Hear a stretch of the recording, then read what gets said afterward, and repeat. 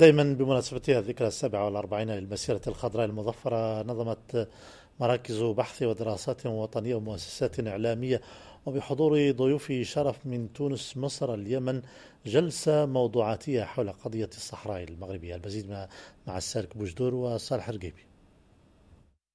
روح المسيرة الخضراء محطة خالدة تجدد مواصلة التعبئة والترفع للدفاع عن الوحدة الترابية للمملكة. محور الجلسة الموضوعاتية التي يبحث خلال ثلة من الأكاديميين والباحثين والفاعلين المدنيين ما تحقق على ضوء المكتسبات والمنجزات في القضية الوطنية الأولى. بعد مرور 47 سنة تبقى الراهنية متجددة وتنتقل هذه الأفكار من جيل إلى جيل، وبالتالي هذه الروح هي التي اليوم تنعكس في تحقيق الكثير من المنجزات والمكاسب سواء على المستوى الدبلوماسي أو على المستوى التنموي.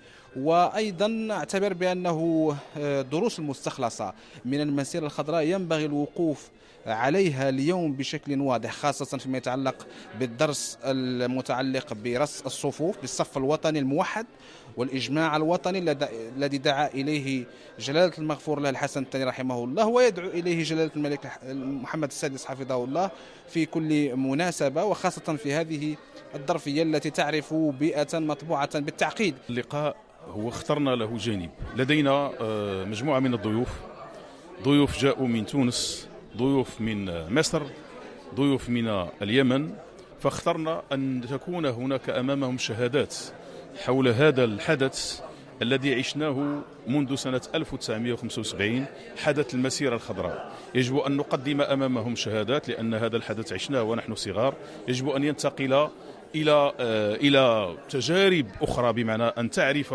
ما عشنا هذه الملحمة. سنذكر شهادات بمعنى ماذا عشنا في سنة 1975، كيف كان حدث المسيرة الخضراء وكنا أطفال آنذاك ندرس في المدرسة الابتدائية، كيف عشنا هذه المسألة، كيف كانت هناك تعبئة كبيرة على مستوى المجتمع، وكيف يستمر هذا الحدث الذي هو الآن أحد معالم الذاكرة المغربية في الماضي وفي الحاضر وفي المستقبل. المسيرة الخضراء وما تحمله من أبعاد ومعاني ودلالات وطنية تجدد التلاحم بين العرش والشعب في لحظة تاريخية ذودا عن المصالح العليا للمملكة وتثمينا لأدوار كل مكونات الوطن في صون المقدسات. أنهينا الآن مشروعية الصحراء المغربية، والخطاب الملكي الأخير كان واضحا أن قضية الصحراء غير خاضعة لأي تفاوض، فتدخلي سيكون محاولة لربط التاريخ مع الجغرافيا مع التنمية ومع الرهانات المستقبلية. الحمد لله أعتقد أن القرار الأخير لمجلس الأمن 26/54 حسم في الأمر وأكد على أن مشروع الحكم الذاتي يبقى هو الممكن لحل هذا النزاع، والأساسي هو أن السلوكات تحركات الجزائر تثبت بأنها طرفا أساسيا في هذا النزاع المفتعل. الجلسة الموضوعاتية أثث نقاشها فاعلون مدنيون من بعض الدول العربية الشقيقة، شكلت فرصة للتعرف عن قرب والوقوف على مستويات الحياة والتطور اللذين تنعم بهما الأقاليم الجنوبية، خاصة مدينة العيون، فليس من رأى كمن سمع. جئنا لنشارك أخواننا المغاربة في أفراحهم بذكرى المسيرة الخضراء التي مثلت عبقرية الملك الحسن الثاني.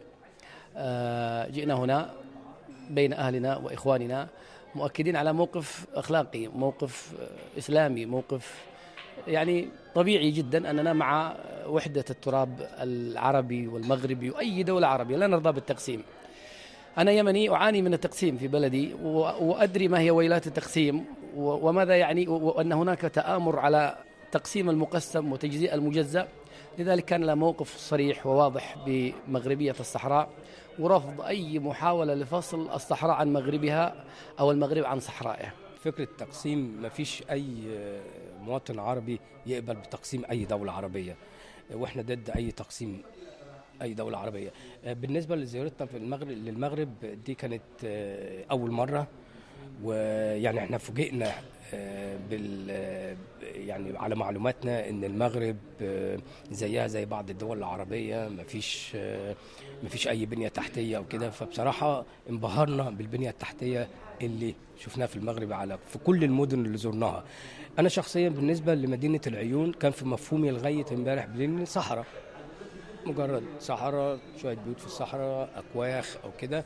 لكن انبهرت لما لقيت مدينه كامله متكامله، مدينة حديثة، بنية تحتية. بنسمع كتير عن المغرب وقد ايه المغرب جميلة، بس طبعا اللي سمع غير اللي شاف. لما جينا طبعا احنا يشرفنا ان احنا نبقى موجودين في الاحتفالية العظيمة دي، مرور 47 سنة على المسيرة الخضراء. وزي ما قال اخونا حمو، احنا حسينا حب المغاربة وقد ايه هم شعب جميل ومضياف ومش عارفين نقول ايه من الحفاوه اللي احنا شايفينها. دي حقيقه يعني. يأتي تنظيم هذه الجلسة الموضوعاتية ضمن سياق الاحتفال بذكرى المسيرة الخضراء المظفرة، وفي أعقاب المكاسب والرهانات التي حققتها المملكة على مستوى قضية الصحراء المغربية.